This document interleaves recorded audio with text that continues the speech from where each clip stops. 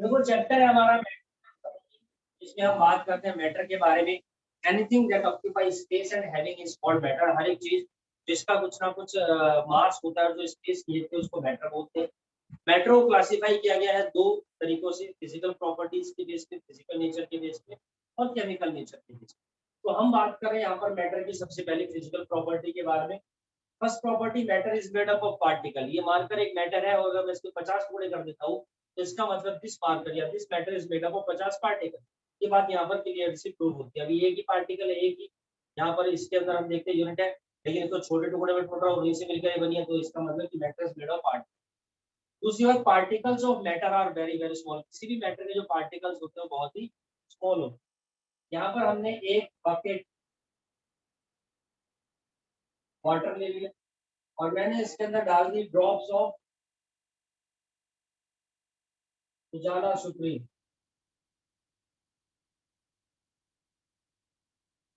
सफेदी की चमकार, इसको बोलते हैं नील, है ना। व्हाइट कपड़ों में नील पीते हैं ना हम लोग। तो इससे क्या होगा, पूरा का पूरा पानी ब्लू है, पानी पानी हो रहा है। यानी कि इन दो बूंद के अंदर, दो ड्रॉप्स के अंदर इतने सारे पार्टिकल्स हैं कि ये पूरे वाटर के कलर को चेंज कर सकते हैं, और कलर भी चेंज कर देते नहीं कर देते हैं, बिल्कुल सही बात। मैं आपको बताऊं बच्चों की, वन ड्रॉप ऑफ वाटर, पानी की एक बूंद के अंदर वन ड्रॉप ऑफ वाटर है।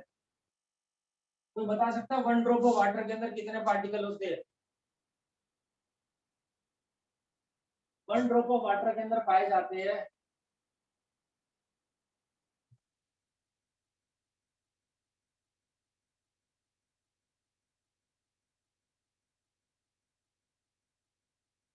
कितने पार्टिकल? 10 की power 21 particles. In one drop of water 10 की पावर 21 पार्टिकल्स प्रेजेंट होते हैं। सोचो, दो बूंद में तो पता नहीं कितने पार्टिकल्स होंगे। आप इमेजिन भी नहीं कर सकते, काउंट भी नहीं कर सकते, आपकी गिनती से यहीं तक खत्म हो जाएगी। ठीक है, लाख करोड़ 10 करोड़ अरब संख खरब यहाँ तक पहुंचे, उसके बाद क्या? तो भैया सोचो, इतने सारे पार्टिकल्स हैं, तो सोचो इन दो ड्रॉप्स के अंदर कितने पार्टिकल होंगे जो बहुत ही छोटे और पूरे वाटर के कलर को चेंज कर पा रहे हैं। क्योंकि एक एक पार्टिकल वाटर के हर एक पार्टिकल तक पहुंच गया है, दूर दूर तक। तो यानी कि particles of matter are very very small. तीसरी प्रॉपर्टी, पार्टिकल्स ऑफ मैटर।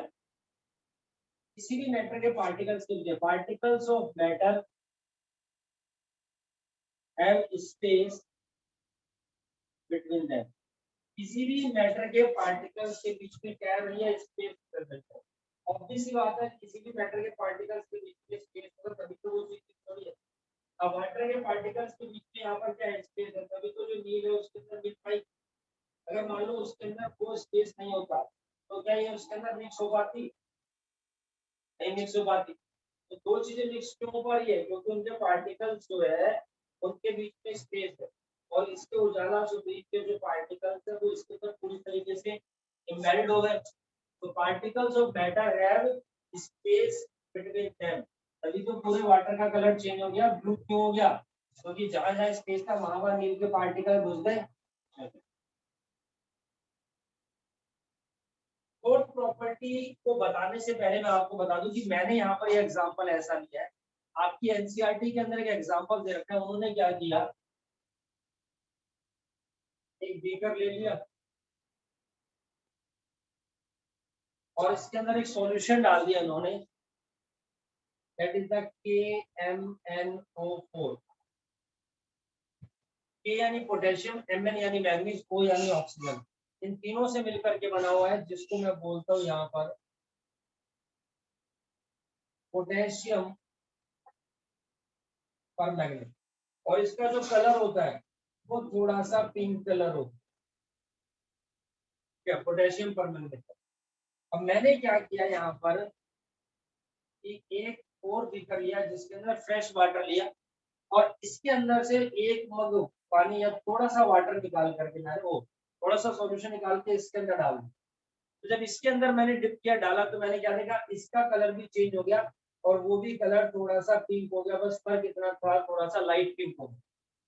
फिर मैंने एक और बीकर लिया उसके अंदर भी फ्रेश वाटर था, थोड़ा सा मैंने यहाँ से इसके अंदर डाल दिया तो मैंने देखा और ज्यादा लाइट पिंक हो गया। ये कलर हर बार चेंज हो रहा है, ये भले ही लाइट होता जा रहा है क्योंकि मॉलिक्यूल्स की कंसंट्रेशन कम होती जा रही है, लेकिन फिर भी कलर चेंज हो रहा है। तो सोचो आप कि कितने सारे मॉलिक्यूल्स हैं, कितने सारे पार्टिकल हैं।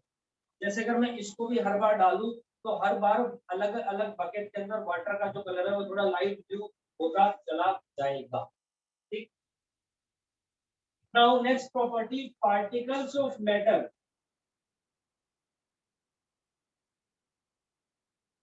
Particles of matter is moving continuously. किसी भी मैटर के जो पार्टिकल्स होते हैं वो कॉन्टिन्यूसली मूव करते रहते हैं, वो कभी भी रुकते नहीं। जैसे आपने टीवी में भी ऐड देखा होगा, ज्यादा से दो ड्रॉप्स डालते हैं वो बिल्कुल सेंटर में जाते हैं, लेकिन फिर कैसे फैलती हुई दिखाती है, यानी वो रुक नहीं रहे। आप एक काम करो, एक ग्लास, यहाँ पर आप थोड़ा सा कलर डाल दो और फिर ऊपर पानी डाल दो। आप अगर स्टिर भी ना करो ना, आप देखेंगे पूरा कलर चेंज हो जाएगा गारंटी। या आप चीनी ले लो, है ना जी, और फिर पानी डालो। आप स्टीरिंग भी नहीं करेंगे ना तो भी इसके अंदर चीनी थोड़ी बहुत देर में मिक्स हो जाएगी। थोड़ा सा रेट ऑफ डिसॉल्विंग है वो स्लो हो जाएगा, लेकिन ये कंफर्म है वो डिसॉल्व हो जाएगी, पूरे वाटर के टेस्ट को चेंज कर देगी। इसका मतलब particles of matter are moving continuously. किसी भी मैटर के पार्टिकल्स कॉन्टिन्यूसली मूव करते रहते हैं। जैसे मान लो ये रूम है, मान लो गए क्लास, अब इस रूम में मैं छोटा सा एक परफ्यूम की शीशी ओपन छोड़ देता हूँ, आप देखेंगे थोड़ी देर बाद क्या होगा, पूरे कमरे में खुशबू फैल जाएगी, यानी इसके पार्टिकल्स दूर दूर तक मूव करके चले गए। मान लो सामने वाले घर में हलवा बन रहा है गाजर का, तुम्हारे घर तक क्या भाई साहब पड़ोसियों की नाक तक खुशबू घुस जाएगी। क्यों? Particles are moving continuous. ये कंफर्म। वो अलग बात है कि गर्मा गर्म बन रहा है, ठंडा गाजर का हलवा, उसकी खुशबू नहीं आएगी, कोई काइनेटिक एनर्जी के मुद्दा आगे आएंगी वो बातें। लेकिन ऐसा है, ये पता चलता है कि particles of matter are moving continuously, जिसकी वजह से उसका कलर हमारे पास यहाँ पर क्या होता है बच्चों, चेंज। उसके बाद मैं आपको बताता हूँ फिर प्रॉपर्टी कि particles of matter attract each other. किसी भी मैटर के जो पार्टिकल्स होते हैं वो एक दूसरे को अट्रैक्ट करते हैं। Particles of matter attract each other. किसी भी मैटर के जो पार्टिकल्स होते हैं वो एक दूसरे को क्या करते हैं, अपनी तरफ अट्रैक्ट करते हैं।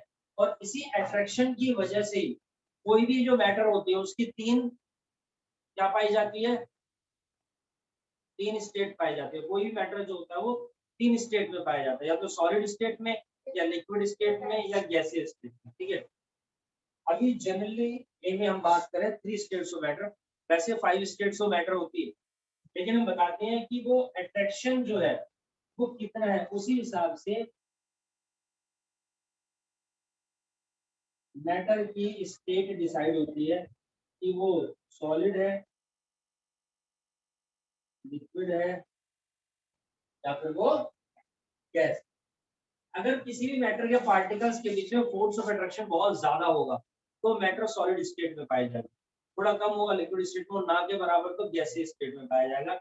So this is about the physical properties of matter. ये हमारे पास मैटर की फिजिकल प्रॉपर्टी। ठीक है, एक चीज बता देता हूँ यहाँ पर कि जैसे मैंने बताया पार्टिकल्स और मैटर मूविंग कॉन्टिन्यूसली, तो बेटा ये टेम्परेचर के ऊपर डिपेंड करता है। अगर टेम्परेचर ज्यादा है तो काइनेटिक एनर्जी के कारण यहाँ पर पार्टिकल्स कॉन्टिन्यूसली मूव करते रहते हैं, अदरवाइज ठंडे खाने में ऐसा नहीं होता है। फिर पार्टिकल्स और मैटर अट्रैक्ट ईच अदर, एक दूसरे को अट्रैक्ट करते हैं, उनके बीच में फोर्स होती है, इंटरमोलिकुलर फोर्स। ठीक है, किसी भी मैटर के पार्टिकल्स अट्रैक्ट कर रहे हैं, जैसे कि एयर है, तो क्यों? क्योंकि एक तो उनके बीच में स्पेस है, दूसरी चीज वो डिफ्यूजन हो रहा है उनके बीच में, जैसे लिक्विड लिक्विड मिक्स हो गए या गैस गैस मिक्स होती है, तो एक प्रॉपर्टी होती है